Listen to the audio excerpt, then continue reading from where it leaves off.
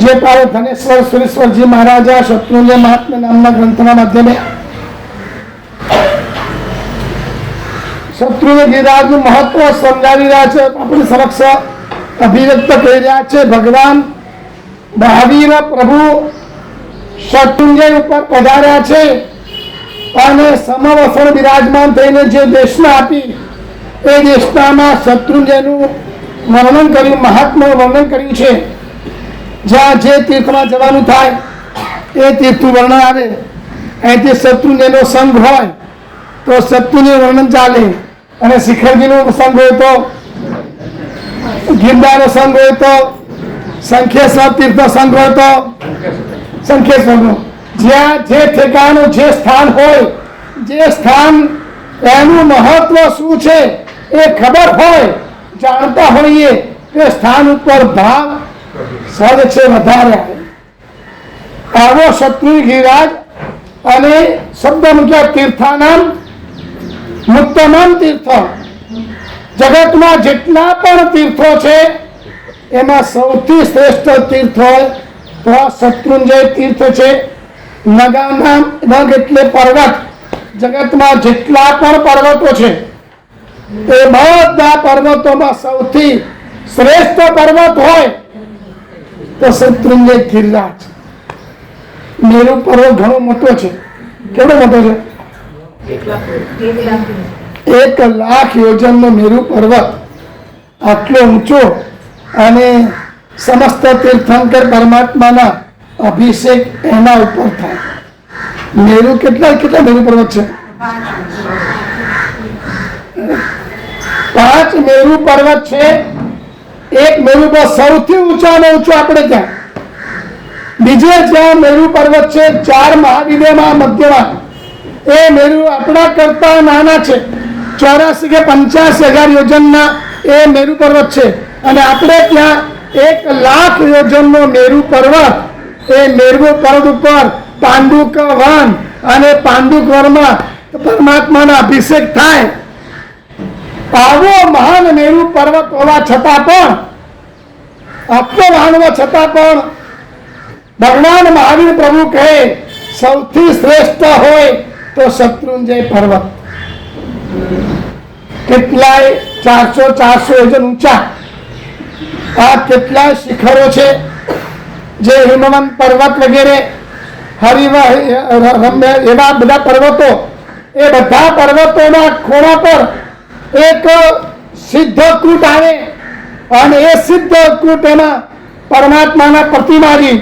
એ પર્વત પણ શાશ્વતો, પ્રતિમાજી પણ શાશ્વતા, અને છતાં પણ ભગવાન શ્રી મુખે, પવિત્ર મુખે કહે કે સૌથી વધારે મહાન આ શત્રુંજય રૂચક દ્વીપ હોવા છતાં પણ, નંદીશ્વર દ્વીપ આવો મહાન હોવા છતાં પણ પરમાત્માના અભિષેક થયા પછી, પરમાત્માનો અભિષેક મેરુ પર્વત કર્યા પછી અંતરથી વળી એક ભાવના જાગે, હવે ફરી પાછો પ્રભુનો બીજું કલ્યાણ, હવે ચવન કલ્યાણ થઈ ગયું. હવે દીક્ષા કલ્યાણ ક્યારે આવે, કેવળ કલ્યાણ ક્યારે આવે, નિર્વાણ કલ્યાણ ક્યારે આવે, એની ખેવના અંતરમાં થયા કરે. કોને? દેવતાઓને લગભગ આપણે બધી પૂજાઓની અંદર જોવા જઈએ ને તો મોટે ભાગે દેવતાઓનું અનુકરણ છે. પૂજાઓની અંદર બધી જોવા જઈએ, પરમાત્માની 8 પ્રકારે પૂજા વગેરે, આ બધા ભગવાનની ભક્તિના અનુષ્ઠાનમાં લગભગ દેવતાઓનું અનુકરણ છે. કારણ કે આપણા કરતા દેવતા અત્યંત શ્રેષ્ઠ ભક્તિ કરે છે. દ્રવ્ય પણ એમની પાસે ઉત્તમ છે.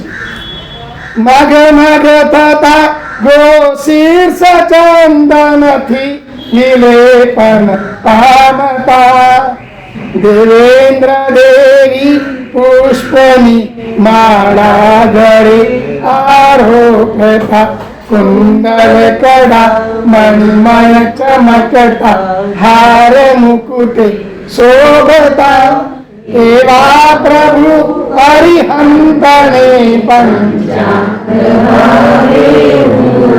એ પ્રભુ માટે ચંદન વાપરે, મગે મગે થતા ગોશીસ ચંદન, એ ગોશીસ ચંદન કેવું હોય? રવિવારનો વિષય છે, શિબિરનો વિષય છે આજે. એ ગોશીસ ચંદન કેવું હોય? હજારો ટનોનો લોખંડનો તપાવેલો ગોળો, લાલ ચોળ કરેલો ગોળો, એ ધગધગતો લાલ ચોળ ગોળો હોય, એના ઉપર ગોશીસ ચંદન એક ટીપું મૂકવામાં આવે ને, ગોળો ઠંડો થઈ જાય. આટલો શીતળ એ ગોશીસ ચંદન છે. આટલું શીતળ ગોશીસ ચંદન છે. આવા દ્રવ્યથી પરમાત્માની ભક્તિ કરે, વિલેપન કરે. કેવું? ગોશીસ ચંદનથી. ગોશીસ ચંદન મગમગ થતા ગોશીસ ચંદનથી વિલેપન. હવે આપણે એટલું કહી શકતા નથી. એ ફળ લાવે તો દેવકુળ ઉત્તર કુળના શ્રેષ્ઠમાં શ્રેષ્ઠ, ટોપમાં ટોપ પરમાત્માને ફળ ચડાવે, અને આપણે એક બદામ મૂકી દઈએ, એક સાકર મૂકી દઈએ. આપણે એ દરેક દ્રવ્યોમાં દ્રવ્યોથી પરમાત્માની ભક્તિ કેવી કરે? નૃત્ય કરે તો પણ કેવા કરે? દરેક બાબતમાં પરમાત્માની ભક્તિમાં અપેક્ષાએ ચડિયાતા છે આ દેવતાઓ. પરમાત્માને ખૂબ ટોપ ઉત્તમ રીતે ભક્તિ કરે, અને આપણે અનુકરણ કરીએ છીએ દેવતાઓનું. મહદ અંશે આપણે છતાં ચડી જઈએ, આપણે ચડીએ દેવતા કરતા. એ દેવતા સામાયિક ન કહી શકીએ. કોઈ પણ દેવતા હજુ સુધી અઠ્ઠમ કર્યો નથી. અને તમે ગઈકાલ લગભગ 22 પુણ્યાત્માએ અઠ્ઠમના પથખાણ કર્યા. ગઈકાલે 22 કરો ને, 22 પુણ્યાત્માઓએ અઠ્ઠમના પથખાણ કર્યા. આ 66 પુણ્યાત્માઓને ભક્તામાં તપ ચાલે. આવું તપ દેવતા કરી શકે નહીં. આજે તમે સામાયિકમાં છો, દેવતા સામાયિક ન કરી શકે. દેવતા સામાયિક ન કરશે. કોઈ પણ વૃત્તિની પ્રક્રિયા, વૃત્તિની આરાધના કોઈ પણ દેવ ન કરી શકે.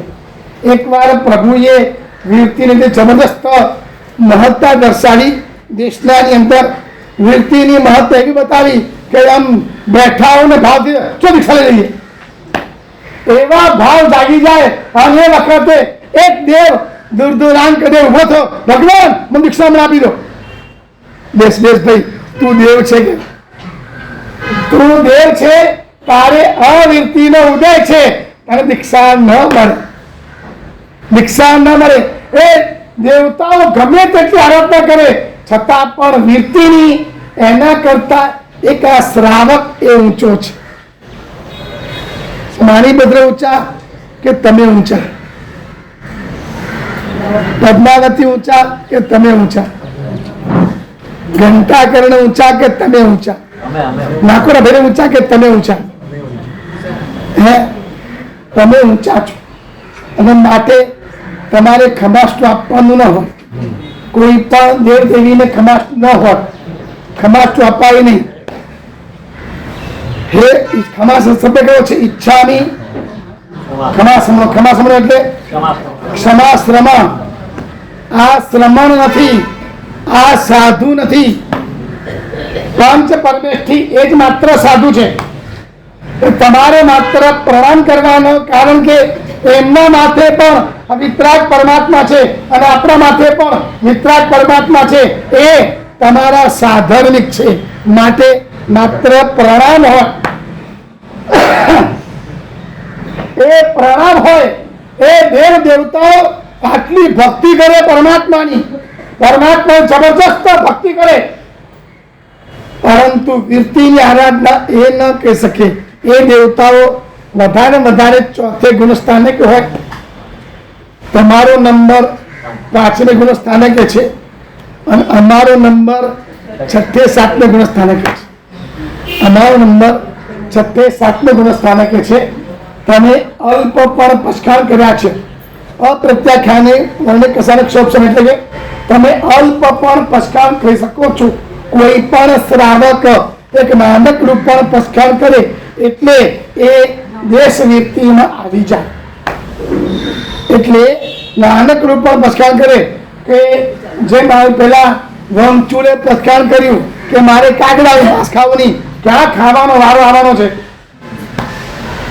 અને છતાં પણ આટલું પણ પસખાણ લે એ વ્યક્તિ એ 5મા ગુણસ્થાનકે આવી જાય છે. તમે 5મા ગુણસ્થાનકે છો અને અમારે બધા જ પસખાણ છે. સબ્બમ સાબજમ જોગમ બચ્ચા ખાની તમામે તમામ પાપ વ્યાપારનો અમારે ત્યાગ છે. એટલે માટે સાધુ 6ઠે 7મે ગુણસ્થાનકે સાધુ ભગવંતો હોય, દેવતા આટલી બધી પરમાત્માની ભક્તિ કરે છતાં તમારી તુલનામાં વીરતીની તુલનામાં એ દેવ ન આવી શકે, નૌકારસિંહ ન કરી શકે કે ન કરી શકે, નૌકારસિંહ પણ ન કરી શકે. એનું કારણ શું? એટલે વિચાર કરે કે મારે જો એમને ખાવાનું હોતું નથી આપતું, બરાબર ખાવાનું હોતું નથી, છતાં પણ એવો ભાવ ન જાગે હું આ પસખાણ કરું. ક્ષણિક મહારાજા નૌકાસુર પસખાણ પણ કરી શકતા નતા. ભગવાનના 1 નંબરના ભક્ત, અરિહંતના અર્હત, અરિહંતના પરમ ભક્ત. એમના અગ્નિ સંસ્કાર વખતે કહેવાય કે વીર વીર શબ્દ એમના શરીરમાંથી પ્રગટ થયેલો હતો. એ વીર રોમે રોમા વસી ગયેલા હતા. આજે ભગવાન કઈ દિશામાં વિચરે છે એ સરસ સેવક પાસે ખબર પડે, એ દિશામાં ઉભા રહીને સવારે પહેલા પરમાત્માના સાથ્ય વગેરે કરે. વિશિષ્ટ દ્રવ્ય એટલે કે રત્ન વગેરેથી એ પરમાત્મા ચોખાથી નહીં, આવા રત્ન વગેરેથી એ સાથીઓ કરે. આવી પરમાત્માની ભક્તિ જબરજસ્ત હતી. એ આ ક્ષણિક મહારાજામાં પણ નૌકાસિંહનું પસખાણ ન કહી શકે. પણ એનો મતલબ એ નહીં કે સવારના પરમાં 4 વાગે ઉઠીને બસ કરવા મંડી પડે. ખાય ન ખાય વસ્તુ એ નંબર છે. કદાચ મોડા પણ વાપરતા હો, પણ પસખાણ કરવાનું સૌભાગ્ય અંદર એવો ઉમળકો જાગે જ નહીં કે જો આપણે પસખાણ કરીએ, આપણે પસખાણ કરીએ એવો ભાવ જાગે જ નહીં. અને કદાચ કરવા જાય કોઈ પણ વિઘ્ન આવી જાય થઈ શકે પણ નહીં. ભલે મોડા વાપરે, કદાચ ન પણ વાપરે ત્યાગ પણ હોય. કૃષ્ણ મહારાજા ખંડ જીતવાના હોય, અઠમ તપ કરે છે તો પણ એમને અવીરતીનો ઉદય છે. અરવિંદભાઈ હા, બસ એમને પસખાણ ન હોય અને એ આત્મા માટે નથી. 3 દાડા નકોરા રહેવાનું, ભૂખ્યા રહેવાનું છે, એ આત્મા માટે નથી આવી. એટલે આવું કરે કહેવાનો મતલબ નૌકાસિંહ પર પસખાણ ન લઈ શકે એનો મતલબ સવારના પરમાં રોજ પલાવથી ખાઈને એમ નહીં. એક સામાયિકના પ્રકારમાં વ્યક્તિ ગણપતિ ચરણાઓ છે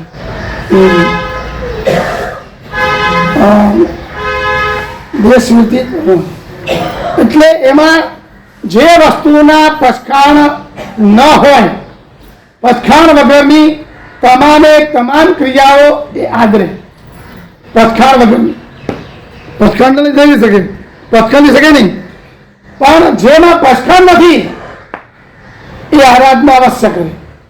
જેમ પરમાત્મા પૂજા કરવી છે, પસખાણ જરૂર છે. હા, પરમાત્માની પૂજા કરવી છે, પસખાણ જરૂર છે. એમાં કોઈ પસખાણની જરૂર નથી. તો પરમાત્માની પૂજા કરે, ભક્તિ કરે, ગુરુ ભગવાનની સેવા કરવી છે, પસખાણની જરૂર પડે. એમાં તો ગુરુ ભગવંતોની વૈયાવત છે, ભક્તિ, આ બધું કરે. જેની અંદર પસખાણ નથી એવી આરાધના, એવું આચરણ, શબ્દ ભૂલી ગયો, મહાન શબ્દ છે, યાદ આવતો નહીં. એવું આચરણ કરે કે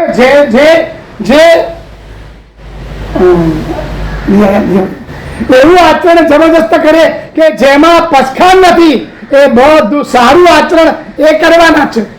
સર્વવૃત્તિધર હોય તો પસખાણ સાથે બધું આચરણ કરે, દેશવૃત્તિધર હોય તો પસખાણ સાથે અમુક આચરણ કરે, અને અવૃત્તિ હોય, અવૃત્તિધર, હા, દેશવૃત્તિ ચારિત્ર સાંભળજો. હવે યાદ આવી ગયું. દેશવૃત્તિ ચારિત્ર, પછી સર્વવૃત્તિ ચારિત્ર, અને અવિરતિ ચારિત્ર. અવ્યક્તિને ચારિત્ર કેવી? હા, ચારિત્ર. ચારિત્ર એટલે આચરણ. અચ્છા.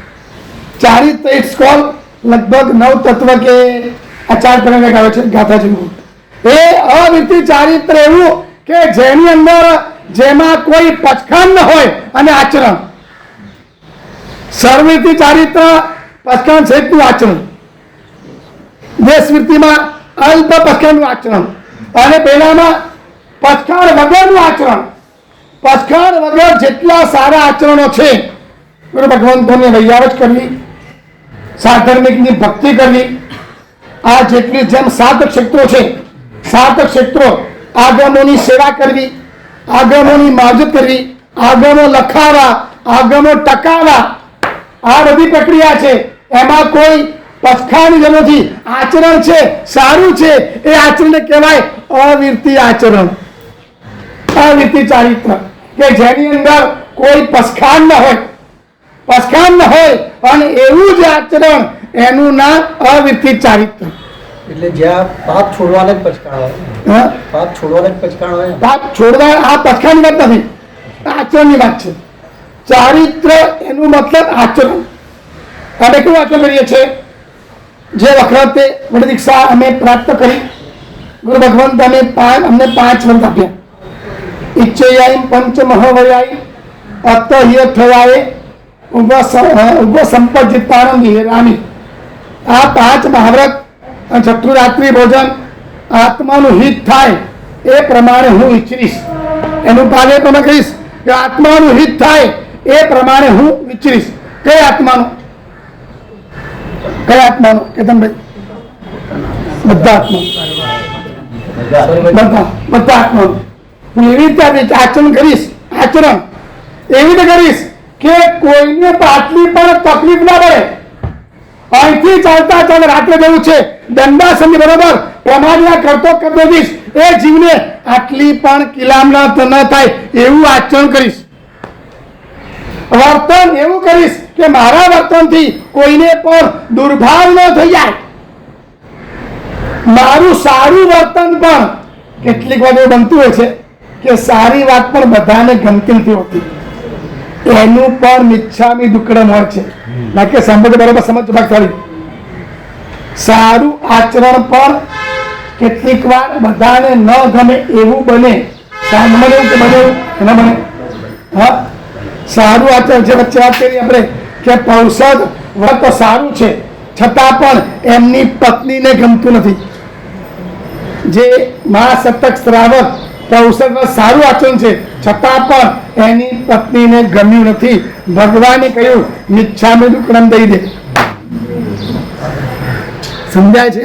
કેટલીક વાર અમે પુસ્તકો વગેરે એવા કઈ વિવાદમાં હોય લખ્યા હોઈએ તો જે પ્રસ્તાવમાં લખીએ કે આ પ્રમાણે બધું સારું છે, છતાં પણ જો કોઈ સાચું લખ્યું છે, સારું છે, છતાં પણ જો કોઈને ન ગમ્યું હોય તો મિચ્છામી દુક્કડમ. સમજાય છે? એ સારું એ હિતકાર બધું હોય, છતાં પણ ન ગમતું હોય તો આપણે છોડવાની વાત કરતો નથી, પણ ન ગમ્યું હોય તો એમને મિચ્છામી દુક્કડમ. વચન પછી કરતા તો એ તો હા, કોઈને વાચન ન ગમ્યું હોય તો મિસાલી જનરલ આત્મા બધી વાતમાં જે લાગે કે આ વસ્તુ એવી છે કે આ વસ્તુ બનતું હોય, આ વસ્તુ હોય તો કહેવાનું. બાકી બધી વાતમાં સર્વત્ર બધી વાતમાં ન બનતું હોય, પણ લાગે કે આમાં એવું બની શકે એવું છે તો એમાં ખાસ કહેવું પડે. કેમ તો ભગવાન પણ કહેતા હોય તો ઘણા નથી પણ ગમતું હતું. ભગવાન કે એ બધાને બધું ગમે જ એવું કોઈ હોતું નથી, એવું કઈ હોતું નથી. એટલે કહેવા તાત્પર્ય કે એ અવિરતિ ચારિત્ર જેમાં કોઈ પચખાન નથી. ચારિત્ર ઇટ્સ કોલ આચરણ. અને આચરણ કયું આચરણ? પરમાત્માની પૂજા કરવી, પરમાત્મા સેવા કરવી, નિરાશા સાફ સફાઈ કરવી, ભગવાનને વ્યવસ્થિત ભગવાનને આંગી વગેરે કરવી, આ લોકોને ભાવ જાગે એ પણ કરવું. આ બધી પ્રવૃત્તિઓ એક વાત વાક્ય છે ઉમાસ્વાતી ભગવંતનું એક શ્લોક છે, તત્વાત ગ્રંથની કારિકામાં એક શ્લોક મૂક્યો છે. ભગવાન તો પરમાર્થ લાભેપી દોષે સ્વારંભ કે સ્વભાવ શું એ ભગવંત તમારે આરંભ સમારંભ કરવાની એવી મને કુટેવ પડી ગયેલી છે. અનાદિકાળથી આપણી કુટેવ કઈ છે? પ્રવૃત્તિ કરવાની કુટેવ છે. 6 કલાક પરમાત્માને આંધી કરવી ગમે, પણ 1 કલાક સામે કરવું નહીં ગમે. 6 કલાક પરમાત્માને આંધી બનાવી ગમશે, પણ સામે કરવું નહીં ગમે. દેરાસરના વહીવટ માટે, સંઘના વહીવટ માટે 2 કલાક બેસવું ઓફિસમાં તો બેસવું ગમશે, પણ સામે કરો ઘરે બેસીને તો નહીં ગમે. સંસ્થાનો વહીવટ એ કરવા ગમશે, પણ સામે કરવો. હિતનભાઈ, શું તમારું શું માનવું છે? આઈ એમ રાઈટ ઓર રોંગ? સર્ટિફિકેટ આપી દીધું. આ નહીં જે ગમવાનું કારણ ખાલી જે 5 કારણ એ હા, કાર્ડ નિયતિ હા, સામાયિક કરવું નહીં ગમે. વીરતિ એ પરમાર્થ છે. વીરતિની આરાધના એ પરમાર્થ છે. સાધુપણું એ પરમાર્થ છે. ઉમા સ્વાતિ જે ભગવાન આ શ્લોકમાં કહે છે, કદાચ મને શ્રાવકની વાતમાં મને પરમાર્થની પ્રાપ્તિ ન થાય, સાધુપણું કે આ સામાયિક વગેરે એ વીરતિની પ્રાપ્તિ ન થાય, તો ભગવંત હું એવું કામ કરું કે જેનાથી પાપ કર્મ ન બંધાય. પ્રવૃત્તિ કરવાની કુટે પડી ગયેલી છે. પ્રવૃત્તિ કરવાની કુટે પડી ગઈ છે, તો પ્રવૃત્તિ એવી કરું કે જે પ્રવૃત્તિના માધ્યમે પાપ કર્મ ન બંધાય. કઈ પ્રવૃત્તિ? સંસ્થાનો વહીવટ કરવો, સંસ્થાનો વહીવટ કરવો. આમાં પાપ બંધાતું નથી. પરમાત્માની પૂજા કરવી, એમાં પાપ બંધાતું નથી. વિરાટના હોવા છતાં પણ, ફૂલની વિરાટના હોવા છતાં, કાચું પાણી વિરાટના હોવા છતાં પણ એમાં પાપ કર્મ બંધાતું નથી. એમાં પચકાણ નથી, પરમાર્થ નથી, છતાં પણ એમાં પાપ કર્મ બંધાતું નથી. ગુરુ ભગવંતની વૈયાર જ કરવી. પ્રવૃત્તિ કરવાની ટેવ પડી છે નિલેશભાઈ, તો પ્રવૃત્તિ એવી કરવી છે કે જેના માધ્યમે પાપ કર્મ ન બંધાય. ધાર્મિક સંસ્થાના તમામે તમામ વહીવટો, આનંદજી કલ્યાણજીની પેઢી હોય, શંકેશ્વરની પેઢી હોય કે આપણા પોતાના સંઘની પેઢી હોય, આ તમામે તમામ મુકેશભાઈ આ વહીવટ એવા છે જેમાં પાપ કર્મ આટલું પણ ન બંધાય. પરિણામની ધારા વિશુદ્ધ હોવી જોઈએ. હું સહાય લાગુ છું. માયા, કપટ, પ્રપંચ આવા ધારા પરમાત્મા શાસનમાં ન ચાલે. ભગવાનનું શાસન અદભુત શાસન છે, અને આટલી બધી ઊંચી કક્ષા આપણને પ્રાપ્ત થઈ હોય અને કાવા દાવા માયા કપટ પ્રપંચ કરી અને જો જીવન ગુમા બેસીએ એ બરોબર નથી. આ સાધના, બાકી આ ધાર્મિક વહીવટો કરવા તીર્થંકર નામ એમાં બંધાવી દે. કેટલી મોટી વસ્તુ છે, કેટલી ઊંચી વસ્તુ છે. કર્મબંધની 120 પ્રકૃતિઓમાં સૌથી ટોપમાં ટોપ પ્રકૃતિ હોય, જે બાંધવાની છૂટ હોય, એ તીર્થંકર નામ કર્મ છે. વચ્ચે મેં કહ્યું હતું 3 કર્મમાં બાંધવાની છૂટ છે. 117 કર્મમાં કોઈ પણ કર્મ બાંધવાની છૂટ જ્ઞાની ભગવાન આપતા નથી. બંધાઈ જાય એ સેકન્ડ નંબર છે, પણ બાંધવા માટે મહેનત નહીં. બાંધવા માટે મહેનત કરવી હોય તો કરો. 3 કર્મ: તીર્થંકર નામ કર્મ, આહારક શરીર, આહારક અંગોપાંગ. એ ગઈ વખતે મેં વચ્ચે પ્રોજેક્ટ આપ્યું હતું અને પછી કેટલાક પ્રશ્ન કરવા આવ્યા હતા. એ જે બીજું કીધું શું હતું? એ આહારક શરીર એ કેવું હોય? એ આહાર શરીર એવું છે જે આત્માની અત્યંત વિશુદ્ધિ જ બંધાય. એ કર્મ એ મુનિ ભગવાન સૂર્ય દેશને આપતા હોય અને પ્રવચન આપતા આપતા મનમાં કોક એવો પ્રશ્ન ઉભો તો શંકા થઈ, આનો જવાબ શું હશે? અને ઓન ધ સ્પોટ આહારક શરીર બનાવે. એવું બનાવ્યું, ફટાફટ શરીર બનાવ્યું. નજીકમાં જે કેવલી હોય, મહાવિદ્ય વગેરેમાં જ્યાં કેવલી હોય, આ શરીર ત્યાં જાય. ત્યાં જઈને તરત જવાબ લઈને પાછું આવે અને અહીંયા પ્રવચનમાં કોઈ ખલેલ ન પડે. લિંક ચાલુ જ હોય, ક્ષણવારમાં જવાબ આવી પણ જાય. એકદમ સુપર ફાસ્ટ કામ, એકદમ સુપર ફાસ્ટ કામ. એટલું એવું શરીર, હા જેવો જવાબ આવ્યો તો શરીર વિખરી પણ જાય, શરીર વિખેરાઈ પણ જાય. આવું આહારક શરીર અથવા તો એ 14 પૂર્વે વગેરે મન થાય કે મારે તીર્થંકર પરમાત્માની વૃદ્ધિ કેવી છે, દર્શન કરવા છે, ભગવાનનું ઐશ્વર્ય કેવું છે, મારે દર્શન કરવા છે. શું ભગવાનનું ઐશ્વર્ય છે? ભગવાનના 34 અતિશયો, 34 સાઈ છે જુવા અષ્ટ મહાપાળી હરિતાણમ. હા, 34 અતિશયો પરમાત્માના કેવા અદ્ભુત છે. પ્રભુ વિચારતા હોય અને આ બધા અતિશયો કમર ઉપર ચાલતા હોય, કેવું લાગે?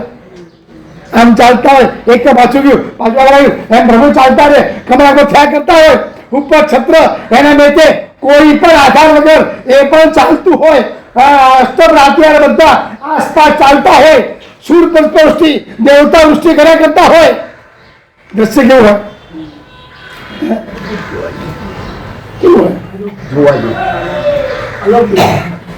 એકવાર એક વાત આવે છે અત્યાચારની બાબતમાં. એકવાર એક હજામ પાસે એવી લબ્ધી હતી, એ શસ્ત્રો અત્યારે એના શસ્ત્રો એ ચાલતો અત્યારે પછી કોઈ ભાઈ અહીંયા આવે દાડી કાઢે છે તો ત્યાં જાય, શસ્ત્ર લઈ અને છોડી દે, પાછા ઉતરી દે. ક્ષેત્ર તો જોરદાર છે, કેવું લાગે? હા, બહુ જોરદાર છે. અને પછી શેઠે એ હજામને વાત કરી, મને શીખવાનું આવડો. અને હજામે શેઠને શીખવાડ્યું, શેઠને આવડી ગયું, એ બધા વસ્તુ અત્યારે થઈ ગયા.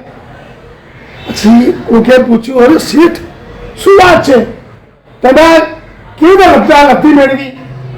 હા, શું કે હજામ પાસે મેળવી? હજામ પાસે કેવું કે આવા મોટા છે, હજામ પાસે મળ્યું? એ કહેતા સંકોચ થયો, અને મેં ફલાણા બલાણા આ તેવા ઠેકાણે આપણી ભાષામાં સમજો કે જે હિમાલય વગેરે એ ગુફાઓમાં એક મોટા યોગી હતા, એમની વસ્તુ શીખી લાવ્યો.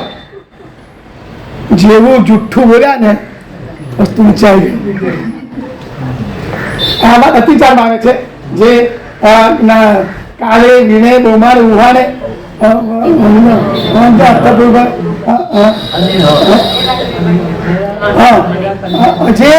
જેમની પાસે શીખેલા હોઈએ નિનવણે એ જેની પાસે ભણ્યા એને ગુણ ગાવા જોઈએ, અને એની બદલી એ જુઠ્ઠું બોલ્યા. જ્ઞાન ભણે એમની પાસે અને ગુણ બોલવા ગયા છે, એની પાસે ભણ્યો નથી, જુઠ્ઠું બોલે, એ જુઠ્ઠું બોલ્યા, ફટાક કરતી એ લબ્ધિ જતી રહી અને એના સાધુ નીચે આવી ગયા એ શેઠના. એટલે ભગવાન વિચારતા હોય એવી રીતે 14 પૂર્વીને આવું કોઈ મન થાય કે મારે આ ભગવાનની સમૃદ્ધિ જોવી છે, ઐશ્વર્ય જોવું છે, તો આ શરીર બનાવે અને એ શરીર માધ્યમે એ જોવા જાય. આ શરીરથી આહારક શરીર, આહારક એ 14 પૂર્વીને જ હોય. આવું આહારક શરીર એ 3 કર્મ એવા છે, તીર્થંકર નામ કર્મ, આહારક શરીર, આરણ્યોપાન. આ 3 કર્મ એવા છે જે બાંધવાની છૂટ છે, આત્માની વિશુદ્ધિ એ બંધાતાઓ છે. વાત આપણી હતી વિશ્વમાં જેટલા પણ પર્વતો છે, વાત આપણી વિશ્વમાં જેટલા પણ પર્વતો છે જે સિદ્ધાયતનો કહેવાય છે, સિદ્ધાયતનો પરમાત્માના પ્રતિમાજી પર જ્યાં શાશ્વતાઓ છે, નંદીશ્વર દ્વીપ ઉપર પણ પરમાત્માના પ્રતિમાજી એ પણ બધા શાશ્વતાઓ છે. એ બધા પરમાત્મા પ્રતિમાજી એ પણ શાશ્વત.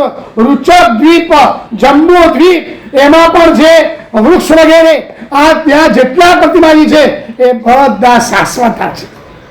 તીર્થ પણ શાશ્વતું, જ્યાં પર્વત છે એ પણ શાશ્વતા, પ્રતિમાજી એ પણ શાશ્વતા. છતાં ભગવાન મહાવીર પ્રભુ અહીં કહી રહ્યા છે, નગા નામ નગ પર્વત, એમાં જેટલા પર્વતો આ વિશ્વમાં છે એમાં સૌથી શ્રેષ્ઠમાં શ્રેષ્ઠ હોય એકમાત્ર શત્રુંજય પર્વત.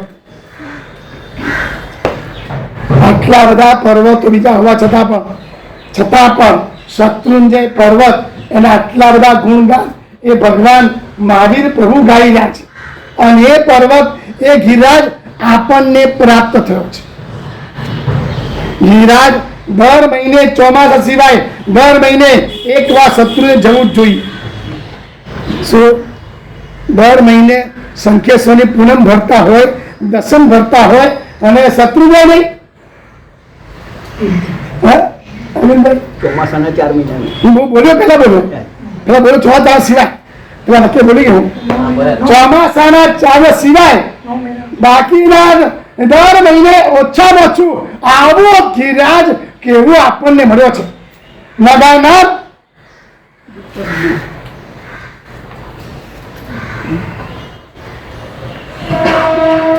ક્ષેત્રના ઉત્તર ક્ષેત્ર, જગતમાં જેટલા પણ ક્ષેત્રો છે દરેક ક્ષેત્રોના પ્રભાવો છે. દરેક ક્ષેત્રોના પ્રભાવો છે, ભિન્ન ભિન્ન પ્રકારના પ્રભાવો છે.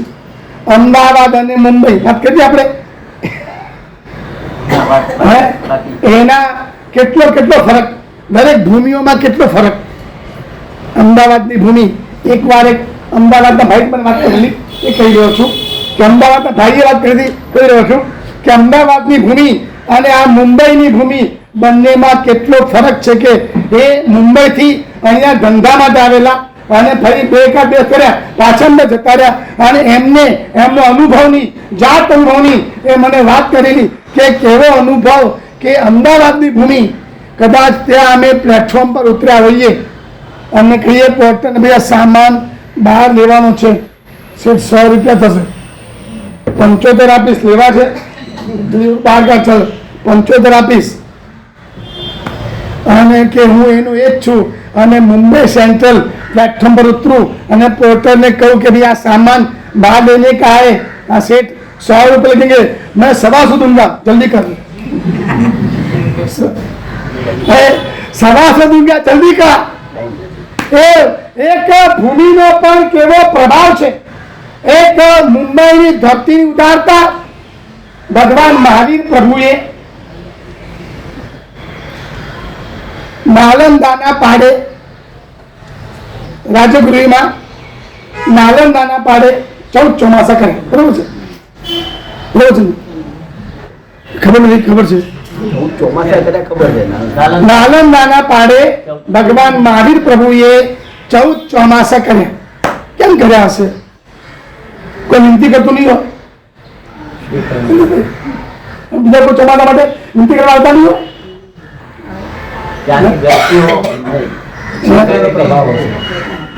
ભગવાન મહાવીર પ્રભુએ કીર્તિભાઈ ત્યાં 14 ચોમાસા કર્યા. શા માટે? પ્રભાવ હશે. શું પ્રભાવ? ઓલો ક્યાં ગયા? શું પ્રભાવ?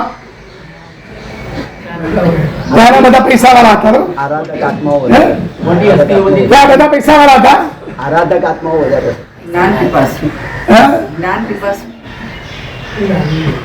શબ્દ મૂક્યો છે પહેલો.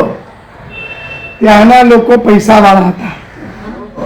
નંબર બીજો શબ્દ સાથે ધર્મિષ્ઠ હતા. ધન અને ધર્મથી સજ્જાયમાં આવે છે. સજ્જાય યાની નાલંદાના પાના 14 ચોમાસે સજ્જાય છે અને એમાં શબ્દ પહેલો મૂક્યો છે કે ત્યાં ધન અને ધર્મ, ધનવાન માણસ હતા અને ધર્મિષ્ઠ માણસ હતા. સમજાય છે? ધનવાન માણસ ધર્મ કરે, ધનવાન માણસ ધર્મ કરે એની ઇમેજ બધે પડે અને વગર પ્રેરણાએ લોકો ધર્મ પામી જાય. સમજાય છે? વાલકેશ્વરમાં રહેનાર વ્યક્તિ ખુલ્લા પગે ચાલે.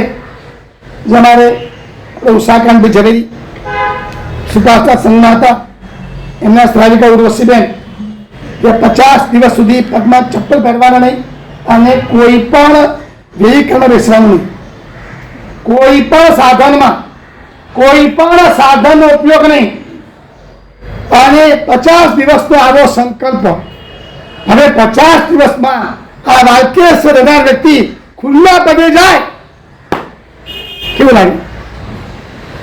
કેવું લાગે કે હું વાલકેશ્વર મરી જાય રે એ ઝોન આવા સ્થાનમાં રહે, આવા ટોપ સ્થાનમાં રહેતા હોય અને ખુલ્લા પગે અહીંથી દાદર જવાનું હોય તો ખુલ્લા પડી જાય, અથવા જ્યાં જવું તો ખુલ્લા પડી જાય, ઉઘાડા પડી ચાલતા ચાલતા જાય. કેવું લાગે નીરજભાઈ? કેવું લાગે? ખરેખર ધન્ય છે પાટખાડીને. કરોડોપતિ, અબજોપતિ, દોમ સાહેબી છે, છતાં ખુલ્લા પડી જાય છે. ધન્ય છે ખરેખર. હૃદયમાં, આમના અંતરમાં ધર્મ વસી ગયો છે. જીવન તો આડું નામ છે. ખરેખર ખુલ્લા પગે જવું જોઈએ.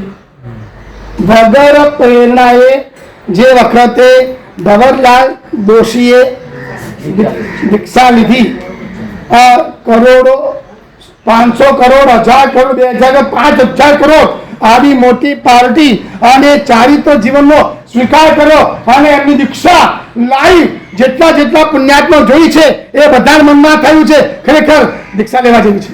લે ન લે નંબર સેકન્ડ છે. એક વાર તો ભાવ થઈ જાય કે ખરેખર એક વેરાતા એક વ્યક્તિ કે જેની દીક્ષા ભાવ થાય જ નહીં, છતાં આ જોયા પછી ભાવ તો ખરેખર દીક્ષા લેવા જેવી છે.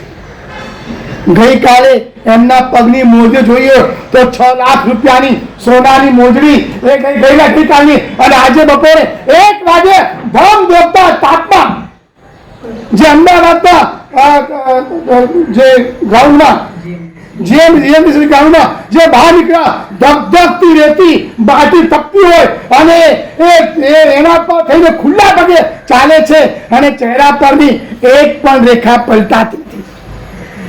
કેવું લાગે? કેવું લાગે? સાચે ખરેખર ધન્ય છે આ ભાગશાળીને. ખરેખર જીવન તો આનંદ નામ, જીવન તો આનંદ નામ, ચારિત્ર લેવા જેવું છે.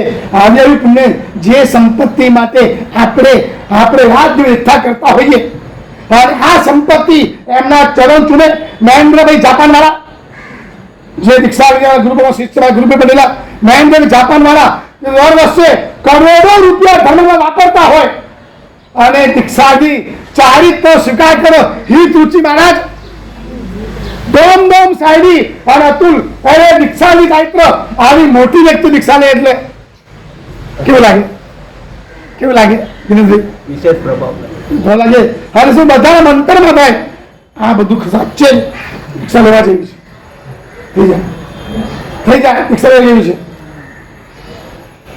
એ આ ધનવાન માણસ ધર્મ કરે એટલે સદ આમ જનતાને થાય કે આ માર્ગ સારો છે, આ માર્ગ સારો છે. અને એટલે જ ભગવાન મારે ચોમાસા કર્યા. આડી ધનવાન વ્યક્તિઓ ત્યાં હતી, ધનવાન વ્યક્તિઓ આડી ત્યાં રહેતી હતી અને પાછી ધર્મિષ્ઠ. દ્રષ્ટાંત પહેલું મૂક્યું સજ્જાઈની અંદર. એક્ઝામ્પલ શાલીભદ્ર. રોજની 99 પેટીઓ આસમાનમાંથી ઉતરતી હોય, દાગે જે આજે પહેર્યા એ કાલે કરવાના નહીં. Pure gold, pure diamond, American નહીં, બગસરાના નહીં. શું આ પ્યોર દાગીના જે આજે પહેર્યા બધા કુવામાં, કાલે નવા. જે કપડા આજે પહેર્યા એ કાલે પહેરવાના નહીં. રોજ 32 પકવાન, નવી મીઠાઈઓ, નવા ભોજનનો થાળ, જાણે રામા માતાનો થાળ રોજ આવી રહ્યા છે.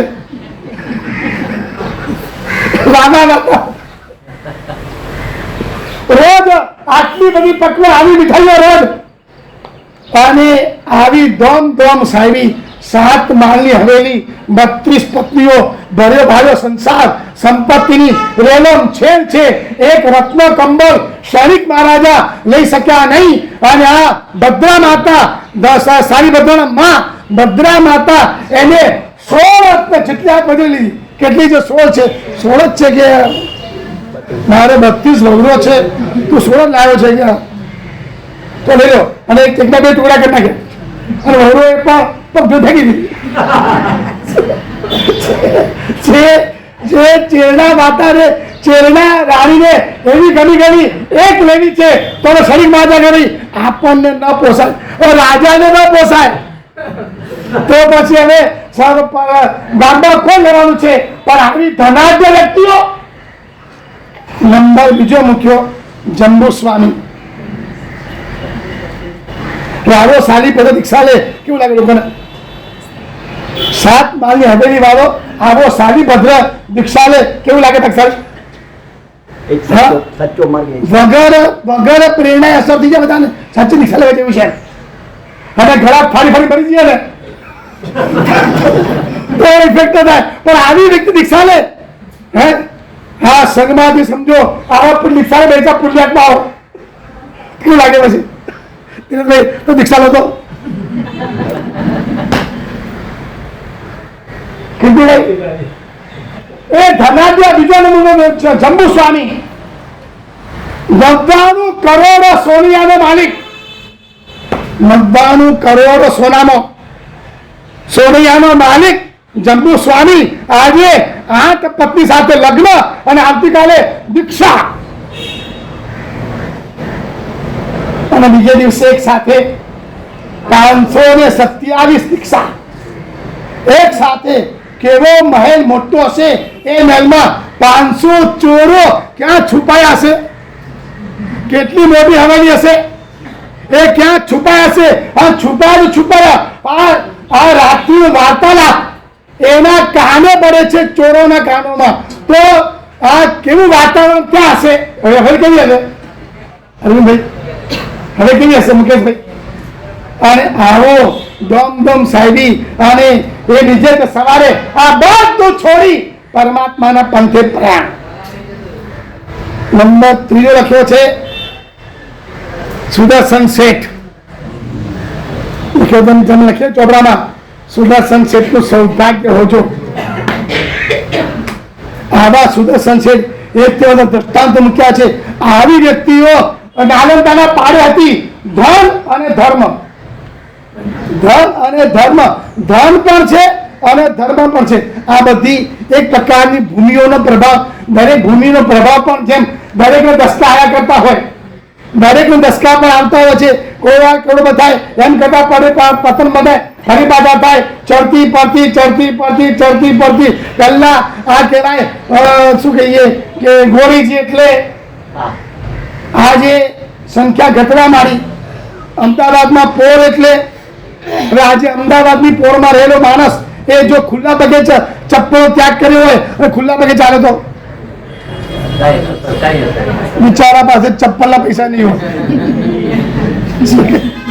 બિચારા પાસે ચપ્પલના પૈસા નહીં હોય. વાલકેશ્વર ચાલે તો શું વાત છે. અને અમદાવાદ પોરમાં કાળની મજા. સુરતમાં ગોપીપુરા કેવું ધર્માથી ધમધમ હતું. કેવા જિનાલયો અદભુત. સાગરજી માં બનાવ્યો જિનાલય એ 45 આગળ તામ્રપત્ર ઉપર એ ગોપીપુરાના. આજે ત્યાં બધા ખાઈ થવા ગયું. એક જ ક્રેઝ વેસુ હા વસુ એટલે દરેક ક્ષેત્રનો પ્રભાવ છે. ક્ષેત્રનામ પરમ ક્ષેત્ર.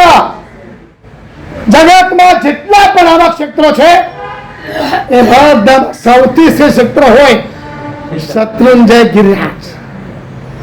કેવું ક્ષેત્ર ત્યાં જાઓ અને પરિણામ પલટી જાય. ગમે ત્યાં ખરાબ પરિણામો ને છતું ચડતા પરિણામ બદલી જાય. ચાલતો તો ચડતો તારો છોકરો નાનો છોકરો બહુ નાનો છોકરો હતો.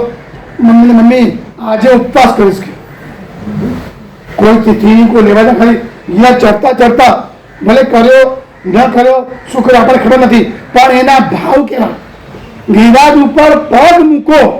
કેવા પુણ્યાત્માના ભાવો સાંભળ્યા છે. જે ભેંડ કૂટે વાળા હોય, જે કદાચ તમાકુ વગેરે સિગાર વગેરે કૂટે વાળા હોય, ગિરિરાજ ઉપર પગ મૂકે અને ભાવ લાગે આજથી આનો ત્યાગ. ક્ષેત્રનો પ્રભાવ કેવા છે. ઘણી બધી નાના છોકરાઓને એમના માતા પિતા સંસ્કાર લેવા માટે ધરખમ પ્રયત્ન કરે તો પણ ઘણીવાર એનામાં સંસ્કાર નાખી શકાતા નથી. કાળનો એવો પ્રભાવ છે. ઘણા બધા અનેક પ્રકાર પ્રભાવ છે.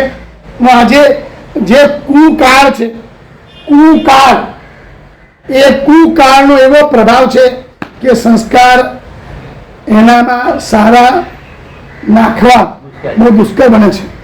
એ છોકરાઓ જ્યારે પાલિતાણામાં ચૈત્ર વૈશાખમાં મતદાનો કરે છે જાત્રા કરતા કરતા કરતા એ છોકરામાં એના ને તે દાદાનું શિખર અથવા તો ગિરિરાજનો પ્રભાવ એવો છે, એનામાં એટોમેટિક સંસ્કાર સારા પડી જાય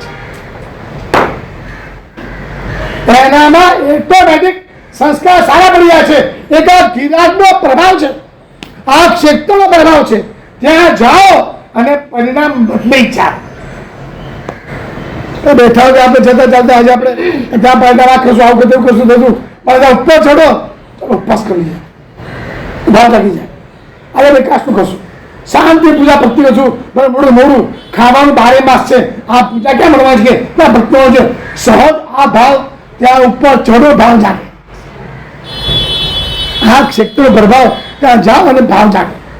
આવા ઊંચા ભાવ એ ક્ષેત્રાણામ પરમ ક્ષેત્રમ સિદ્ધાદ્રિ ઇતિ આવો સિદ્ધગીરી છે. શ્રી ગિરિરાજ આવો અદ્ભુત છે. ક્ષેત્રોમાં પરમ ક્ષેત્ર, તીર્થોમાં પરમ તીર્થ અને પર્વતોમાં શ્રેષ્ઠ પર્વત. આવો જે શત્રુંજય ગિરિરાજ સૌથી સારામાં સારું બધું આપવાનું કર્યું છે.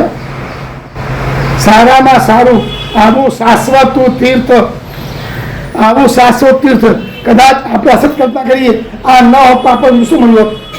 નૌકા તો ઠીક છે કે બધું એ ગણવાની વાતમાં છે, પણ આવી ઇમારત, આવું સ્થાપત્ય બીજા ભારતની અંદર કે બીજા ઐરાવતમાં એ લોકો પાસે આવું સ્થાપત્ય કયું બીજું?